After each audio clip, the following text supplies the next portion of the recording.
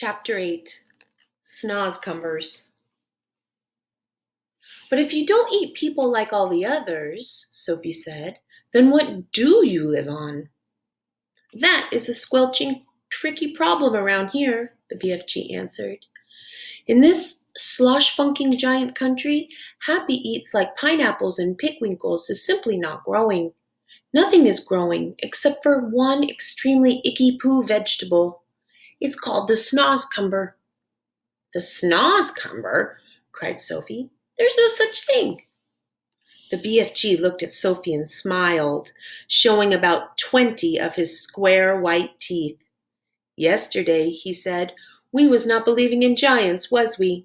Today, we is not believing in snozzcumbers. Just because we happen not to have actually seen something with our own two little winkles, we think it is not existing. What about, for instance, the great squizzly Scotch hopper? I beg your pardon, Sophie said. And the humplecrimp. What's that? Sophie said. And the raprascal. Raprascal. The what? Sophie said. And the crumscottle.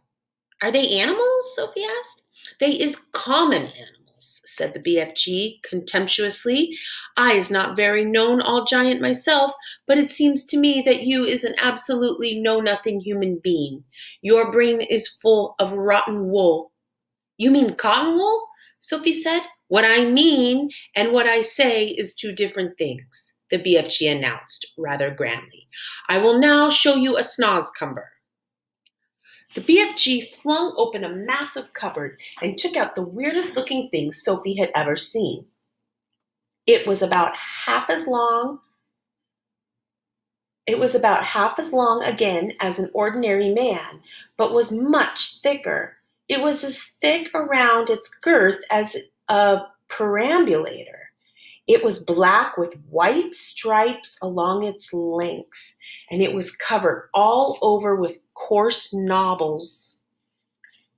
Here is the repulsant snozzcumber, cried the BFG, waving it about.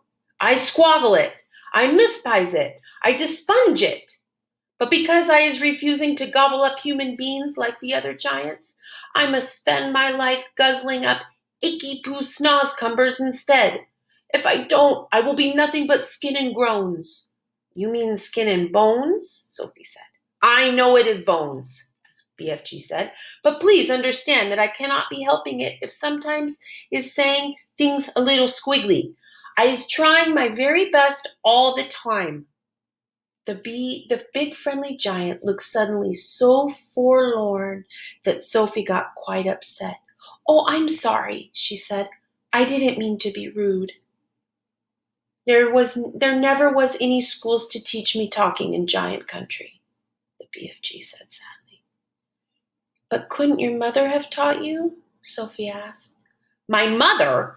Cried the BFG. Giants don't have mothers. Surely you is knowing that. I did not know that, Sophie said. Who ever heard of a woman giant? Shouted the BFG, waving the snozzcumber around his head like a lasso. There never was a woman giant, and there never will be one. Giants is always men. Sophie felt herself getting a little muddled. In that case, she said, how were you born? Giants isn't born, the BFG answered. Giants appears, and that's all there is to it. They simply appears, the same way as the sun and the stars. And when did you appear? Sophie asked. How on earth could I be knowing a thing like that? Said the BFG. It was so long ago I couldn't count. You mean you don't even know how old you are? No giant is knowing that, the BFG said. All I is knowing about myself is that I is very old, very, very old and crumply, perhaps as old as the earth. What happens when a giant dies? Sophie asked.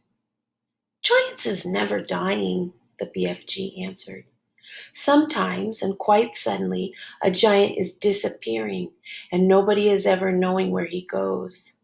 But mostly us giants is simply going on and on like with seat time twiddlers.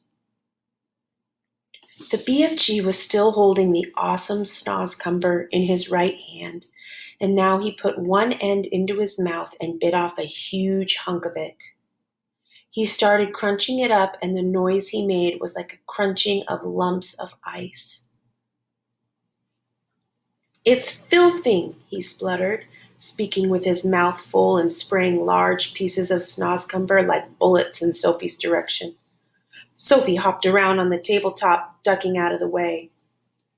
"It's disgusterous," the BFG gurgled. "It's sickable. It's rotsome. It's maggot-wise. Try it yourself, this foulsome snozcumber."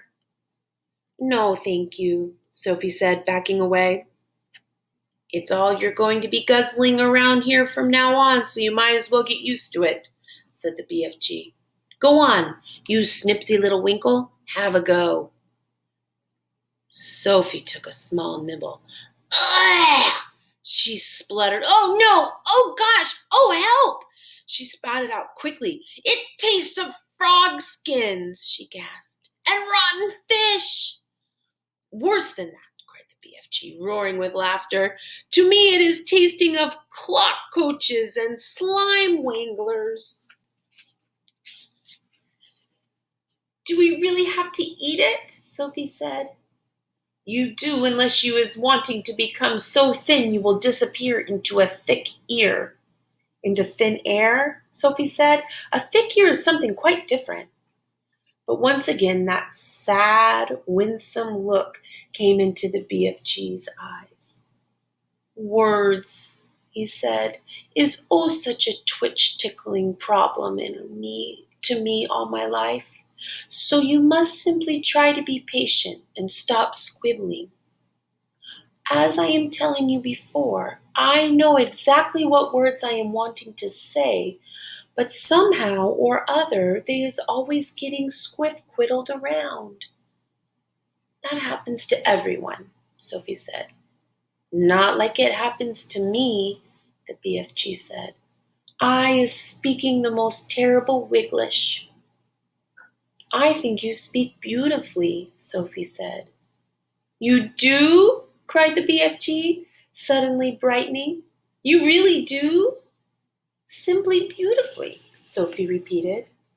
"Well, that is the nicest present anybody is ever giving me in my whole life," cried the BFG.